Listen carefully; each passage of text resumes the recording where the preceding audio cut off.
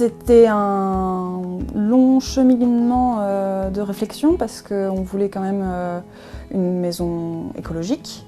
Donc on était parti initialement, on s'est renseigné beaucoup sur les tiny houses, on s'est renseigné pas mal sur les carters aussi.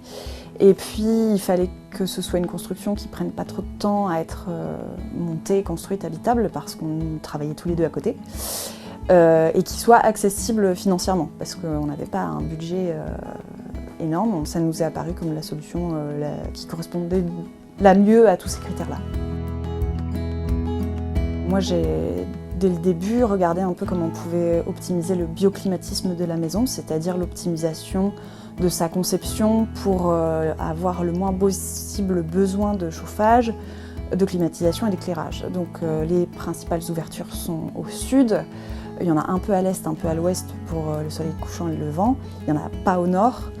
On a le tonneau qui apporte beaucoup de lumière naturelle aussi. Et voilà, on s'est attaché à s'adapter au mieux au climat breton, donc avoir le moins possible besoin de chauffage, mais en même temps essayer de limiter les surchauffes d'été aussi.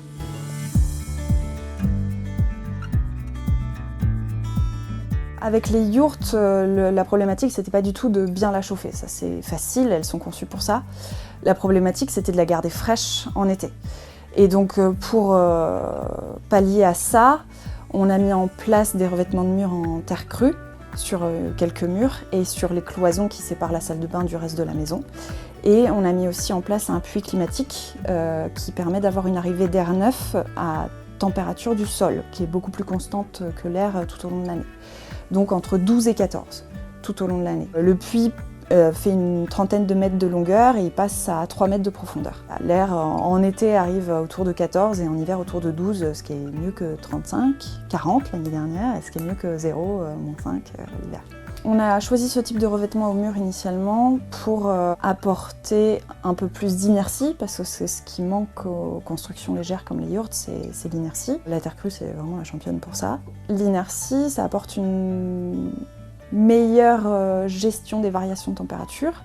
Et la terre crue, ça apporte aussi une bonne gestion de l'hygrométrie. Donc elle va absorber les surplus et les restituer quand l'hygrométrie de l'air est plus basse. Et puis, on ne l'avait pas pris pour ça, mais il s'avère que c'est aussi un très bon isolant phonique.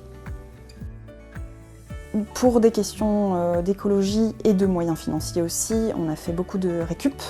Les revêtements bois sur les murs, c'est de la récupération de palettes, de vieux volets. Pour la cuisine, on s'est amusé à récupérer des anciennes portes en bois de meubles de cuisine un peu vintage pour les assembler un peu façon patchwork. Et voilà, ça a été, c'était pas la solution de facilité parce que c'était de la recherche, du travail de traitement du bois, du travail d'assemblage et de fixation sur des bois qui ne sont pas forcément conçus pour, donc ça a pris du temps. Mais le rendu nous comble et on est très content de l'avoir fait quand même.